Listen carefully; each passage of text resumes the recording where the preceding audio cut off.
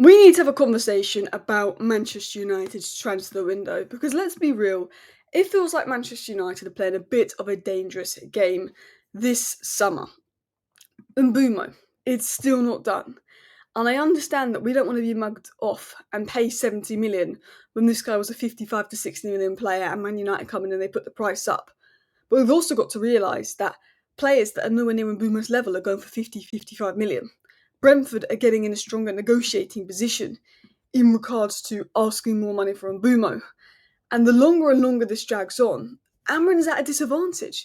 Amorim needs his players in for pre-season because he needs as much time as possible to work with them before the season starts. Because the minute the season starts, the pressure is on Amorim. He does not have time to bed in his players. He does not have time to wait for his new players to adapt. So that's why they need to be in early, and that's why they need to be in for pre-season. And when you finish 15th in the league, when you had the fourth least amount of goals in the league last season, you're not in a strong negotiating position. Had we won the league, we're in a much stronger negotiating position to get Brentford to lower the price for Mbumo and say, actually, we could just go and get this guy and this guy's not a priority. Brentford know it's an absolute priority. Brentford see Elanga going for 55 million. They see Madueke potentially going for over 50 million. And they're not going to budge on that Mbumo price. And I feel like United acting so slow on Mbumo is getting a little bit dangerous now because I'm all about being patient. And look, this time last year, Xerxes was the only signing in the door.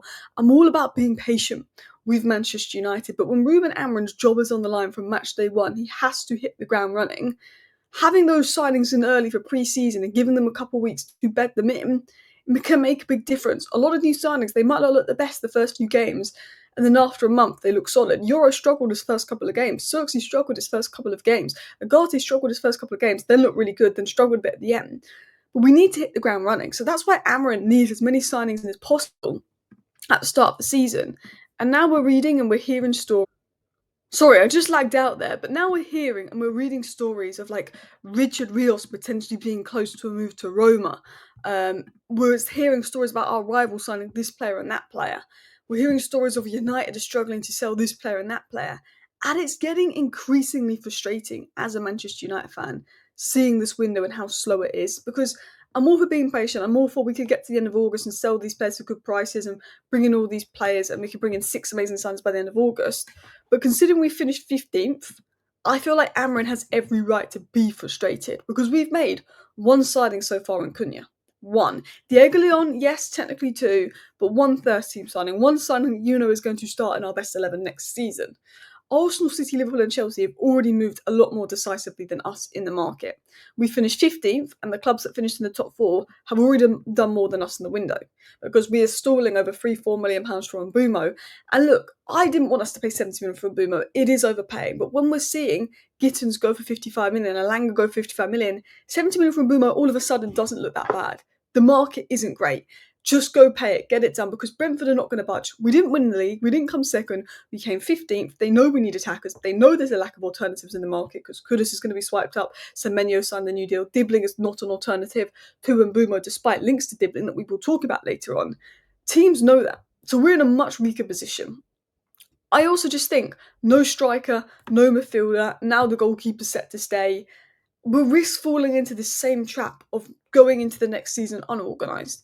And when you finish 15th, you're not in any position to go into next season unorganised because we could risk the worst. And that's a sad truth and that's a sad reality of the situation. Getting business done for Amorim quick is so key because let's say it takes 5 or 6 games for Amorim's new players to settle in because we sign them in August, all of a sudden Amorim could be sacked by then and he's not had the time for those. And, you never know, had those players settled in, could he have turned it around? Like, I'm not trying to be dramatic, but that is the situation right now at Man United. I also get it's hard to sell our players when they're on ridiculous wages, no one wants them, Onana doesn't want to leave, Hojlund doesn't want to leave. It's not completely United's fault, but it's frustrating. Boom idea was stalling, just offer them an extra 3 million. We've got that from Elanga being gone. Jonathan David was 3, we didn't act on it. We're now being linked to Callum Wilson and Dominic Calvert-Lewin on a 3. Well, actually, we haven't been linked to Callum Wilson yet, but we will be. Sancho, Anthony, Malacia, Garnacho and Rashford are still here. Ruben Amorim has told them not to go back to training. They're still here. They've not been sold. Where is the exit? We keep being told Sancho's close. We keep being told Anthony Real Betis talks are ongoing. Where? Nothing's happening with Garnacho. Barcelona are looking at Rashford, but then working on every other winger. Where? You then get like links like 5 million move for Ndidi, Dominic Calvert-Lewin being installed. They're not the signings that's going to get us out of 15th place. They're the signings that are going to keep us in 15th place. Where's the long-term plan? Rivals are looking aggressive, they're moving quick, and of course they're in a better financial situation than us. We're not in the best financial situation. Missing out on Champions League was a big blow. But if we can't sell Rashford, Sancho, Anthony, Garnacho, what is the plan? Because I'm aware if we sell those 4 players, we're in a position to bring in, potentially Mbeumo, Watkins, a new wing-back, a new midfielder, potentially if Bayindir goes, a good goalkeeper to challenge Onana, if those 4 players are sold. And we can, still first week of July, we can still be patient, cool, right? But what if we don't sell those players? Like, we are playing a dangerous game because we've told Rashford, Anthony, Sancho, Garnacho, Malacia not to come back to training. We've made it so publicly known they're not wanted that surely this gives rivals, knowledge that we're so desperate to sell these players they can negotiate the price down, and we're just going to end up loaning Rashford out rather than getting 40 million, and that's not going to help our transfer window. I just feel like we're playing a dangerous game this summer. Now, I want to get into the news. I want to get into some of the stories going about. Because for me, striker and goalkeeper was incredibly important. And Mbeumo and Cunha is brilliant, bringing in 2 good tens that are good goal scorers, takes the pressure off needing a striker. But we all said striker and goalkeeper seems to be priority. But we might be going into next season with the same striker and goalkeeper that got us 50th place last year. Onana is available for 30 million, but is increasingly likely to stay. Amorim is said to be happy with Onana despite speculation over a move for Emi Martinez. That is being reported. Now, I'm going to tell you the situation on Onana, because Onana was told by Amorim 3 months ago that he can go and look for a new club. Amorim didn't kick Onana out like he kicked Rashford and Garnacho out because there's no problems between Amorim and Onana, but he told Onana he can go and look for a new club. Onana went and had a look at a few new clubs, but wasn't getting any offers in that he liked. He was happy to stay. Man United ideally would like to sell Onana for 30 million and would like him to find a new club.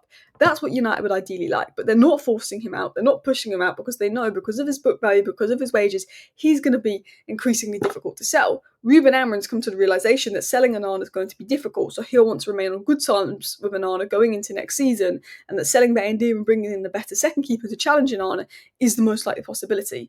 Onana's more likely to stay. Amorim is said to be happy about it, but Amorim has more had to accept that this is the situation and be on good terms with him. Onana now set to stay at United. That was a problem. We got linked to Emi Martinez. He was desperate to join us. But I don't think we're going to get Emi Martinez because I think Onana is staying. Monaco have interest in Onana, but I think unless Saudi come in for Onana, he's not going anywhere. Like, he's not.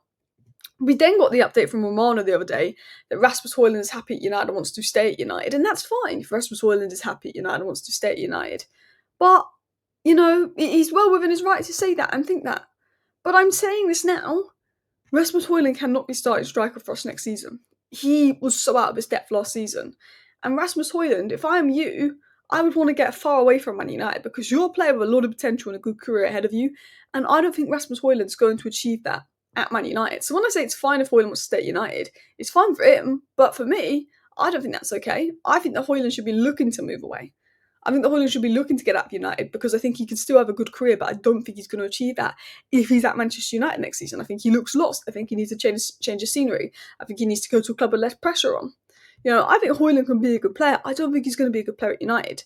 So all of a sudden, we're potentially going into next season with Onana that struggled last season and Hojlund that struggled last season. And that's worrying because they're a big reason to why we finished 15th. Look, they might not start. Xerxes could start with Hojlund. We might bring in Watkins. We might bring in a good second keeper. Hojlund still might go because Laurie Whitwell, who's a good journalist, said it's more likely Hojlund will leave than stay. But Hojlund was underwhelming. There is some interest in him. He's happy to stay. Onana's happy to stay despite some interest in him, but there is a lack of suitors in Onana. We were talking 2 months ago, Hojlund out, Onana out, get some good replacements in. They were the 2 main positions of priority. And look, with Mbeumo and Cunha coming in and Xerxes starting at 9, it's not like the end of the world if Hojlund stays. But it's like, we were talking about Hojlund and Onana being 2 key areas that need to be improved upon. I don't know. I just feel a bit worried in that concern. We've also spoke a lot about midfield. Richard Rios, someone we've been looking at as an Edison alternative, £25 million. He's now close to joining Roma. We're not acting on that. And again, another reason why I think United are playing a dangerous game is, cool, we're working on Mbeumo. Cool, we don't have much funds after Mbeumo. But why can we only work on one deal at once? Why can't we, boom, Rios, here we go, and then 2 days later we get an Mbeumo, here we go? Why do we have to get Mbeumo done before we work on anything else, because after Mbeumo's done, we need to sell before we can sign anyone else. But it's frustrating that deals like this we could let slip through the net. Like, there's a frustration there with Richard Rios. You know, Betis have made 50 million, but they're still trying to get Anthony on loan because they know we're desperate to sell Anthony, and they're taking the mick. Jadon Sancho's refusing to lower his wages. He's taking the mick. I mean, it's our problem for giving him those ridiculous wages in the first place. Marcus Rashford's saying no to everybody because he wants Barcelona, and Barcelona don't want to pay up for him, which is taking the mick. And Garnacho and Amorim's fallout is so public that even though we could get 60 million for Garnacho in this market, will we? And then we're being linked to Tyler Dibbling by Florian Plettenberg saying that United have inquired about Dibbling. I don't think we have. I think we'll just pretend to Brentford that he's an alternative to Mbeumo. And Brentford are going to look at that and go, yeah, but he's nowhere near the level of Mbeumo. You need ready-made now. But Tyler Dibbling is apparently going to be 55 million. You know, if Tyler Dibbling is 55 million, we should get 55, 60 million for Garnacho. We won't. It's just frustrating. It's just, for me, I feel like we're playing a dangerous game. We are relying on the sales of our 4 attackers to fund our window. But when it's so desperate we want to sell these 4 attackers and not a lot of movement is going on, our team's going to pay up for these 4 attackers.